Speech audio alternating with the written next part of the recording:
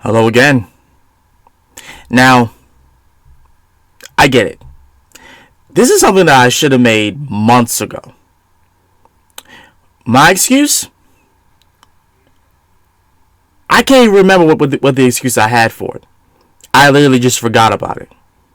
It was literally just, okay, so it's baby Pokemon. Cool. I mean, for one,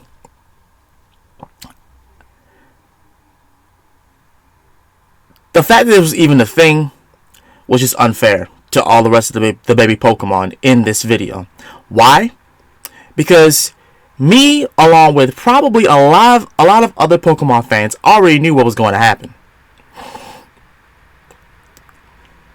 Riolu was going to win. Like, come on. Y'all, like, can I just be real with you guys right here before we even do a reaction to this video? We already knew.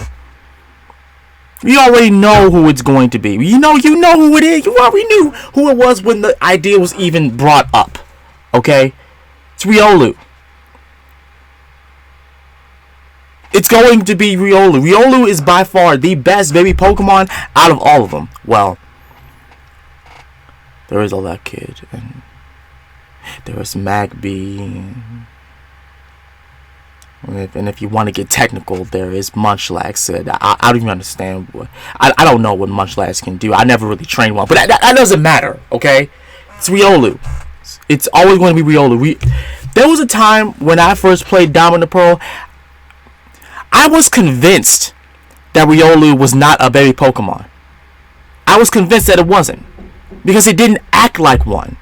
Sure, it hatched out of an egg, but it didn't act like a baby Pokemon. Baby Pokemon are fragile and not able to take hits. Riolu can take a hit. At least when I was playing Diamond and Pearl and Platinum, Riolu could take hits. It is an unwritten Pokemon law.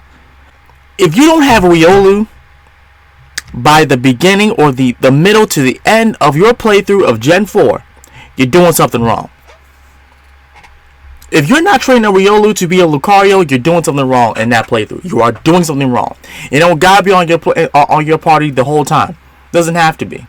Of course, some people will try to spectate. No, it needs to be on your party the entire time because Riolu is good. Lucario is the best. So are we all, on the same page? It's going to be Riolu? Okay. Alright. Let's get this video over with and witness the carnage that is about to happen to these poor, defenseless baby Pokemon. To this poor God-given Riolu.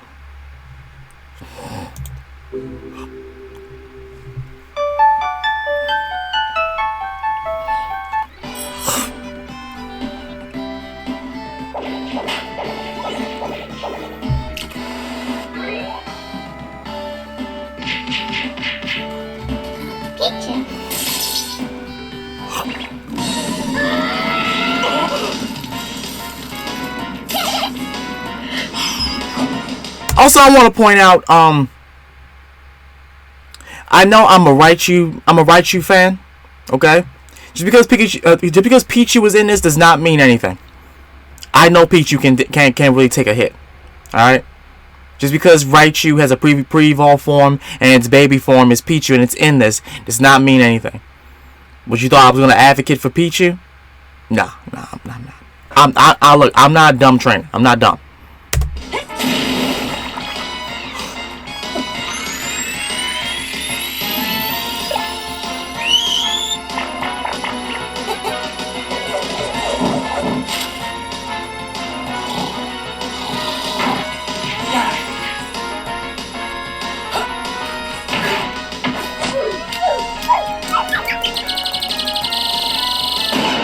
Wow.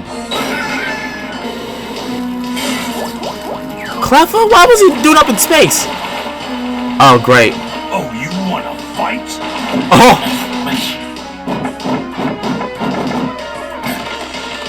And this freaking Munchlax is eating everything. Munch. Munchlax. Oh. fight? Punch. Why not? What?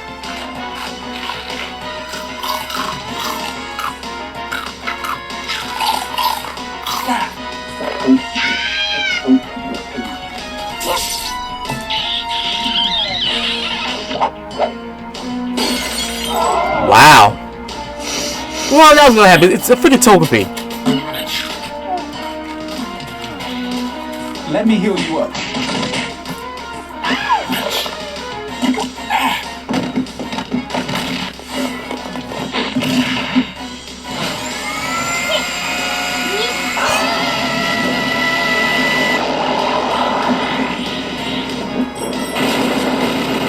Wow.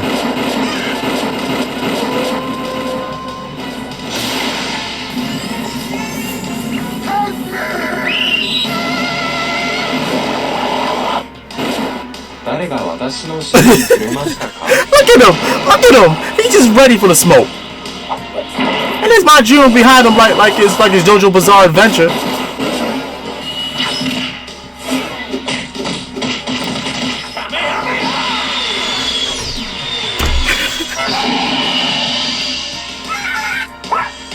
Oh my god, he can't hear us. He's got hair pads in. Oh!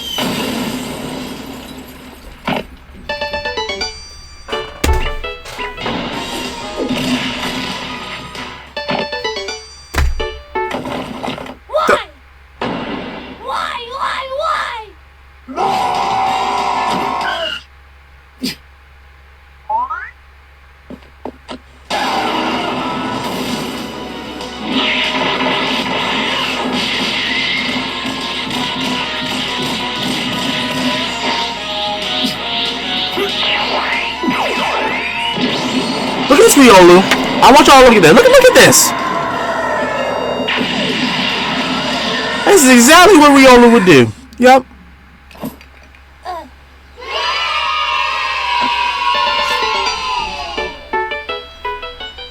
Oh, the way they play is so cute. Oh, you're here to pick up Sableye, right? Sorry I didn't see you. I was watching the baby Pokemon play. It really is fascinating how they do all that. There's a load of Pokemon facts and Pokedex entries that explain everything that just happened. So if you're interested, you could click here to see my detailed explanation. Yeah? Where's my Sableye?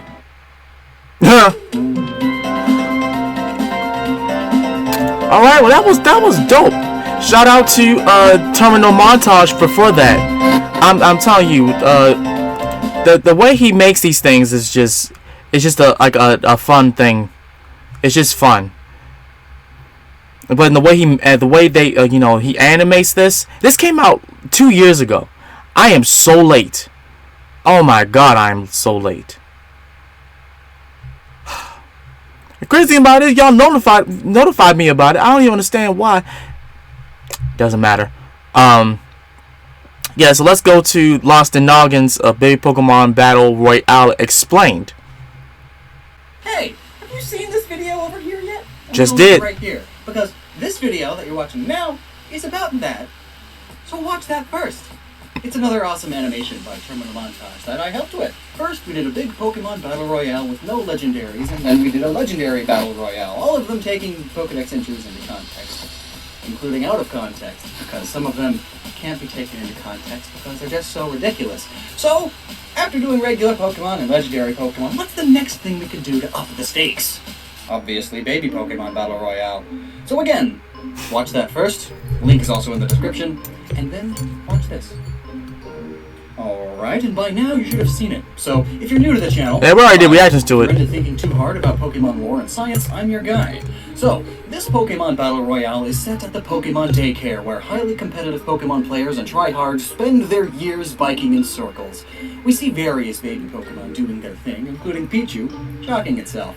Pichus are unable to properly control their electricity, so they often shock themselves, as most commonly seen in Super Smash Bros., where Pichu hurts itself with all of its electric type attacks, because it's a baby, it's too dumb to know better. Magby has magma-like blood and an internal body temperature of 1,100 degrees Fahrenheit, which is 200 degrees cooler than magma.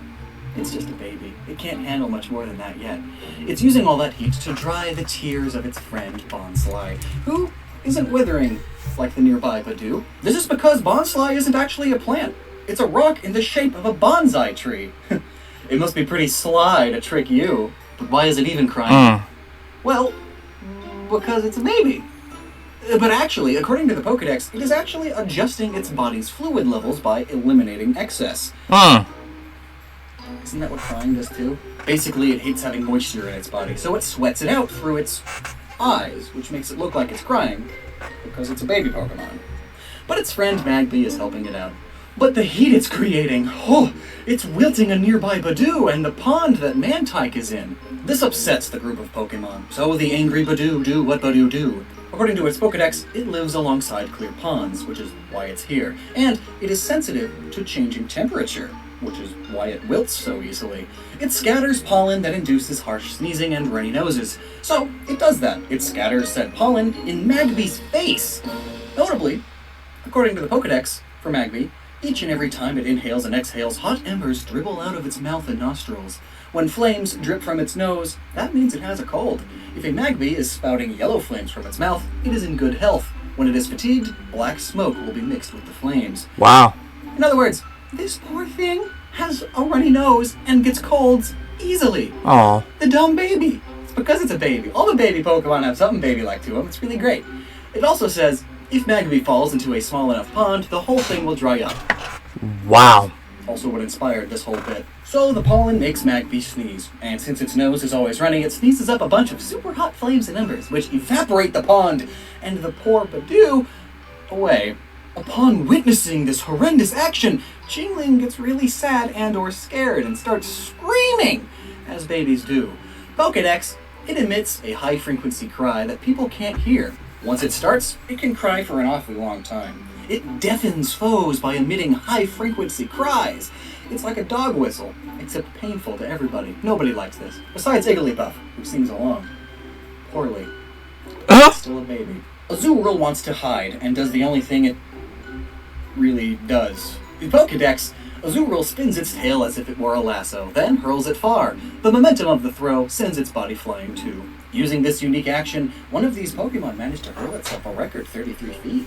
And it does this to hurl itself into a bush to help muffle this sound a bit. This intense sound actually manages to wake up Munchlax, and it upsets Tyrogue, who then punches and knocks the absolute heck out of Jingling, who then bounces off of a wall and right into Igglybuff, and goes to remember the regular Pokemon Battle Royale. According to the Pokédex, once Igglybuff starts bouncing, it is impossible to stop. So it flies into space and knocks Cleffa off of a satellite. What was Cleffa doing there? Pokédex. It's believed to be a star reborn. For some reason, it loves Minior. On late nights illuminated by shooting stars, it gazes intently skyward, as if thinking of its home. This whole line of Pokemon come from space. Jingling is still bouncing around and smacks. I'm waiting for Pokemon Company to just say what place they came from in space. It accidentally discharges all of its built-up electricity. This Pokemon begins swinging its arms in circles to recharge itself. That's elegant. Crank batteries. It's cranking. Or wind turbine. That wasn't a wind turbine, the first thing I thought of. Meanwhile, Tyrogue is, quote, always bursting with energy, is famous for its eagerness to fight, and it will challenge anyone. It has a very strong competitive spirit. It will slug any handy target without warning. So, it sees this arm flailing by Elekid as a challenge. It looks like an inexperienced fighter fighting, you know, like this. So it attacks. SpongeBob and Patrick. But then they get knocked away by Munchlax doing what Munchlax do. Quote, anything that looks edible, Munchlax will go on and swallow whole. It wolfs down its weight in food once a day. So it's scarfing down anything it can find until it bumps into Wynot. Wynot loves to eat sweet fruits. It cleverly picks fruits using its ear-like arms. They gather in fruit gardens, drawn by the fragrance. Also notably, Wynot are like punching bags. You hit them, they counter and hit back harder. So, it knocks Munchlax away. Insert why not joke, which was used quite often in the anime, because why not? Munchlax continues munching, and Mime Jr. is doing what it does. It habitually mimics foes. Munchlax comes across an egg. Eggs are pretty tasty. Whoops, it's Togepi. Togepi hide in their eggs all the time. But Pichu and Smoochum come to the rescue and save Togepi. Did you know that Smoochum used their lips to rub onto things? It's gross. And Togepi is dead. This cruel and unfazed Munchlax just wants to wolf down more food, so it goes to pick berries off of a berry bush and, eats Azuriel's tail ball. This is fine, though, for the Munchlax. According to the Pokedex, Azuriel's tail is filled to the brim with nutrients.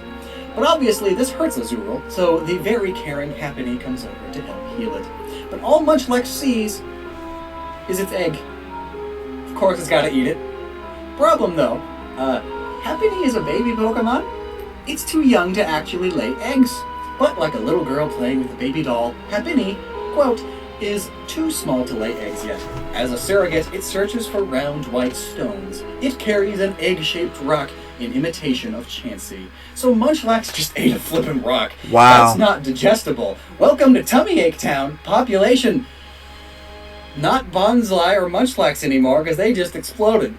Meanwhile, Pyro and Elekid are still fighting, and Pichu decides to help its electric-type cousin. Together, they summon forth a massive thunderstorm, and in response, Magby summons forth a massive volcano, and the lightning brings Riolu out of meditation. And Mime Jr. is now on stand. They beat up some Mons, and oh crap, what's that in the sky? Oh, it's Cleffa! Pokedex. It is believed to arrive riding on shooting stars. People believe that it came here on a meteor. Cleffa are often seen in places where shooting stars have fallen. That means it can survive this impact. Wow. Honorable Riolu tries to warn Tyrogue about this, but Oh my god, he can't hear us. He's got tear pads in. Tyrogue's design is based on Scholastic wrestling outfits, which include these ear protection pads. Really? Can't hear very well. Riolu easily takes out Cleffa, and now only has a single opponent. Why not? Charges! But of course, can only counterattack.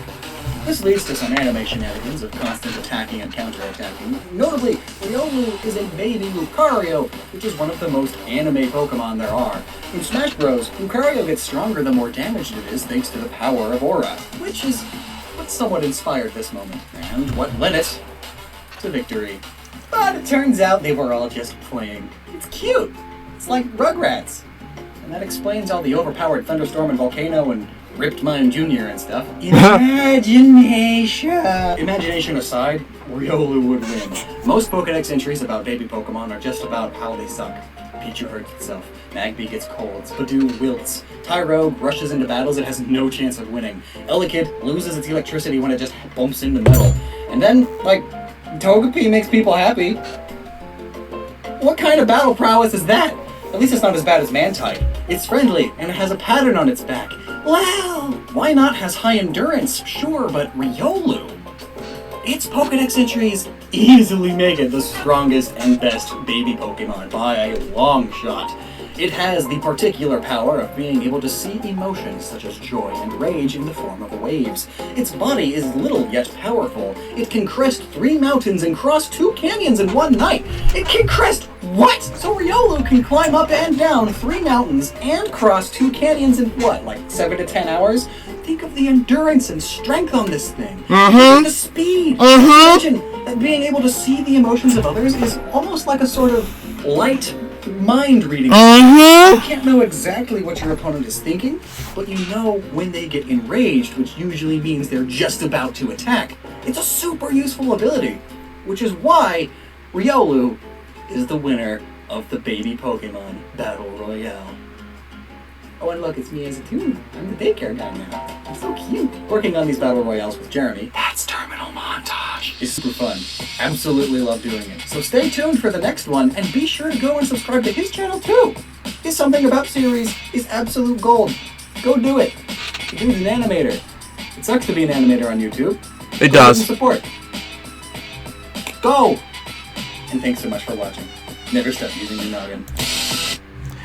Yeah, thank you, Lockstin. Thank you for proving the point that I made in the beginning. Riolu is best boy. Riolu is best boy.